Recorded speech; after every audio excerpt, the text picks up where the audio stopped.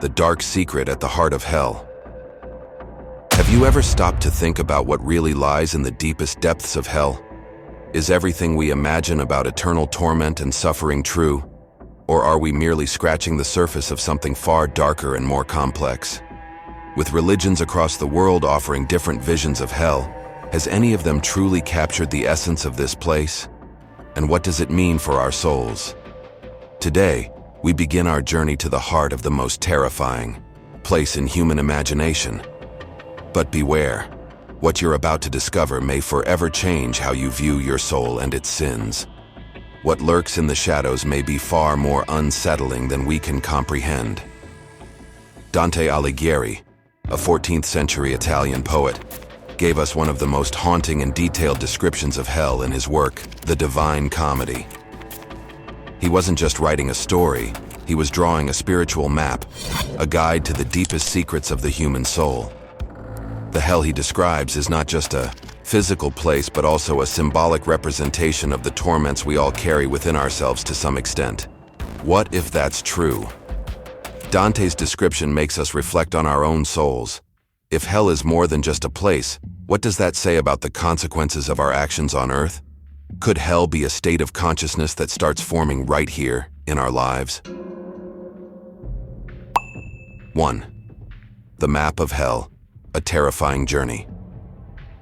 In Dante's vision, hell is divided into 9 circles, each one deeper and darker than the last, with each circle holding a specific torment for those who succumb to their sins.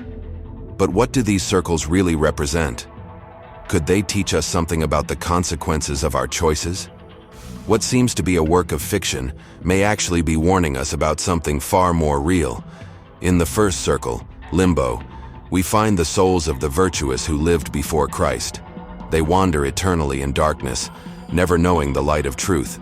Imagine the pain of being so close to redemption, yet never able to reach it. It's a place where hope is suspended and doubt reigns. Could this darkness reflect those who never had the chance to know salvation? Here, Dante encounters great historical figures: Homer, Socrates, and Aristotle.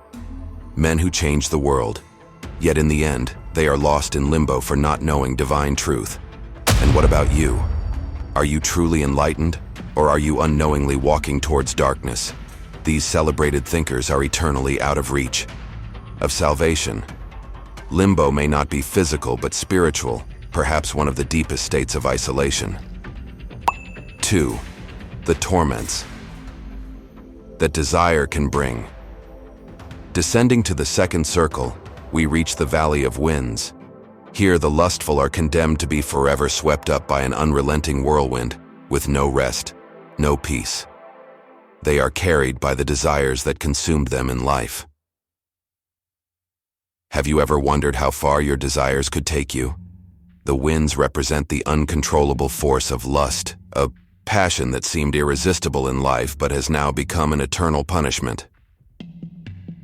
The myths of antiquity are filled with stories of figures who succumbed to their desires. Cleopatra and Helen of Troy are 2 examples of how desire can shape entire destinies.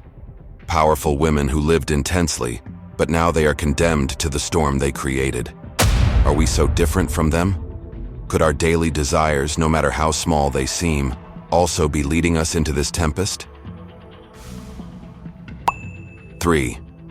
The weight of gluttony and eternal mire. The journey continues. In the third circle, Dante and Virgil find a filthy swamp where the gluttonous are punished. They sink into the mire, tormented by Cerberus, the 3-headed dog, amidst an unending storm of ice and hail.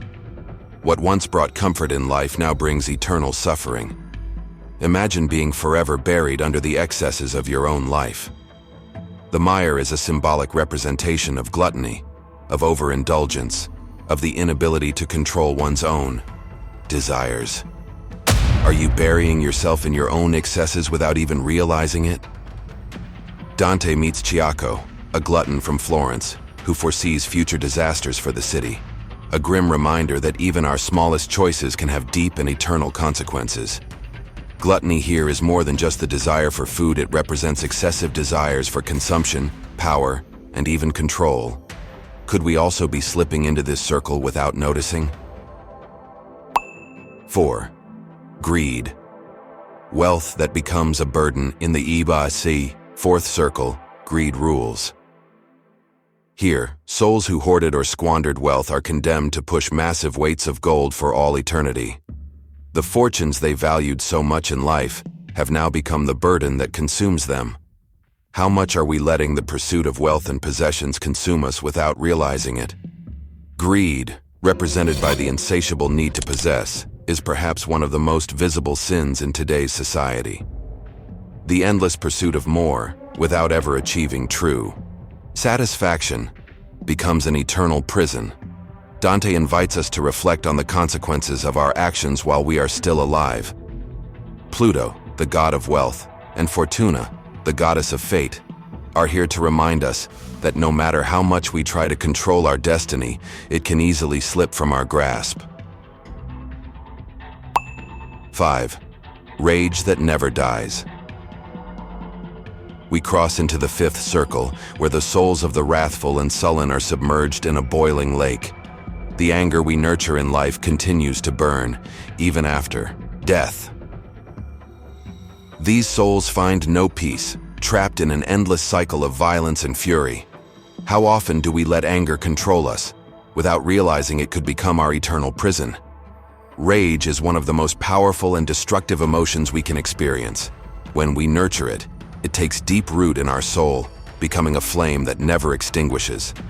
The souls here fight endlessly, never finding rest, a perfect representation of how rage consumes us from the inside out. 6. Heretics and the fiery city. In the sixth circle, Dante and Virgil reach the city of the Heretics, where those who denied God are condemned to burn in flaming tombs. These souls, who choose to live in darkness during life, are now surrounded by eternal flames. The fire here is not just physical but also symbolic, representing the destruction of a soul that has turned away from God. This fiery city reminds us of the power of beliefs and how our spiritual choices shape our final destiny. 7. The seventh circle. Violence and the ultimate sacrifice. We descend now to the seventh circle, where the violent are punished. Suicides transformed into trees, beings torn apart, and souls consumed by violence during life. They are in a desert of sand, with fire raining endlessly. Could the flames of our violent acts consume us eternally? The souls here find no solace. They live the reflection of their actions, and the suicides serve as a grim reminder of how violence against oneself also brings eternal consequences. 8. The eighth circle. The fraudsters in the Maale Bulge. In the eighth circle, fraudsters are punished in the Maale Bulge, a series of 10 ditches, each reserved for different kinds of deceit, such as hypocrites, falsifiers, and seducers. Each ditch holds a punishment that reflects the treacherous nature of their crimes. These sinners face eternal torment, trapped in the lies and manipulations they created in life. The eighth circle serves as a reminder of the destructive power of deceit, both for others and oneself. 9. The final circle. The center of hell. Finally, we reach the last circle. Here, the most treacherous souls are frozen in ice. The graver the sin, the deeper they are buried. At the center of this circle is Satan himself, eternally devouring those who betrayed their masters. The ice here symbolizes the absence of love, the opposite of the fire that consumes other sinners. Could hell, in the end, be a place where God's love can no longer reach? Dante leaves us with a profound reflection. Hell, with all its layers, may not be just a physical place but a representation of our own fears, sins, and internal torments. Could the real hell be something we build within ourselves with each wrong decision we make? If this is true, what does it mean for our souls? Are we, without realizing it, creating our own hell? Or is there still time to change? If you thought this journey was disturbing, wait until you see what lies behind some of history's most iconic works of art. In our next video, we'll reveal 7 works of art that hide disturbing and forbidden secrets. Are you ready for what you're about to discover?